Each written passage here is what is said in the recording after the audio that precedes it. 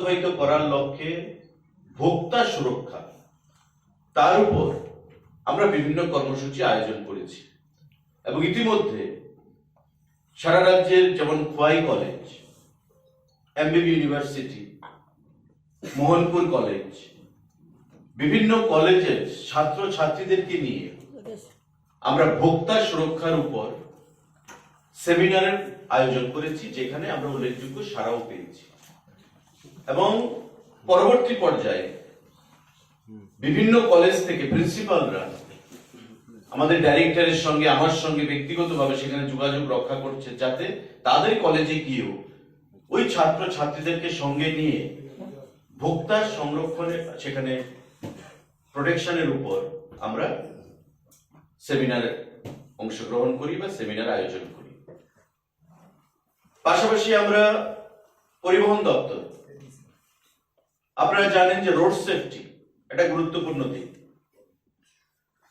যাত্রী সুরক্ষা, road safety নিয়ে প্রতি বছর আমরা কর্মসূচি পালন করি, অ্যাওয়ারনেস করি, সচেতনতামূলক কর্মসূচি, এবং কেন্দ্রীয় সরকারও সুপ্রিম কোর্টের ডাইরেক্টিভস রয়েছে, গাইডলাইন রয়েছে প্রতি রাজ্যকে যে রোড সেফটি নিয়ে আমাদের উল্লেখযোগ্যভাবে কর্মসূচি করতে হবে। তাই আমরা এবার থেকে একটু নতুন চিন্তা ভাবনা করে প্রতি বছর যেন প্রোগ্রাম আমরা করি, যেমন প্রতি বছর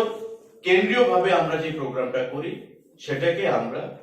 সারা রাজ্যে কলেজগুলোকে ছড়িয়ে দিতে চাইছি। কারণ আমরা দেখি যে প্রতি বছর যে অ্যাক্সিডেন্ট ঘটে, 700 থেকে 750 রোড অ্যাক্সিডেন্ট ঘটে, 200 থেকে 250 তার মধ্যে মৃত্যুবরণ ঘটে। কিন্তু গত 1 বছর 1.5 বছর ধরে আমাদের দপ্তর থেকে রোড সেফটি ফান্ড দিয়ে আমাদের বিভিন্ন অত্যাধুনিক সফিস্টিকেটেড সরঞ্জাম ট্রাফিককে দেওয়া হচ্ছে। যেমন গত কয়েক মাস আগে মাননীয় মুখ্যমন্ত্রীর হাত ধরে আমরা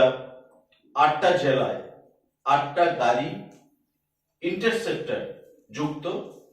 প্রদান করেছি ট্রাফিককে রোড সেফটির জন্য, সুরক্ষার জন্য। এবং তাতে দেখা গেছে যে গত প্রায় 1 বছরে যেখানে 226 জনের মতো লোক মারা গেছিল, 13% মানুষ মৃত্যু সেখানে কমে এসেছে নতুন অত্যাধুনিক ব্যবস্থা চালু করার পর। তাই আমরা এবার সিদ্ধান্ত নিয়েছি food and civil supplies department, consumer affairs department এবং ট্রান্সপোর্ট ডিপার্টমেন্ট যৌথভাবে আমরা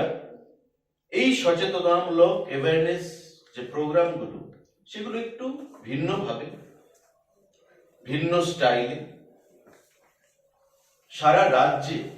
আমরা করব এবং তার জন্য আমরা সিদ্ধান্ত করেছি আমাদের টার্গেট হবে কলেজগুলো, ইউনিভার্সিটিগুলো। কারণ আমরা দেখেছি যে কলেজ এবং ইউনিভার্সিটির যারা স্টুডেন্ট তারা যদি সচেতন না হয়, তবে আমাদের যে বছরে একদিন একটা প্রোগ্রাম হলো তার কোনো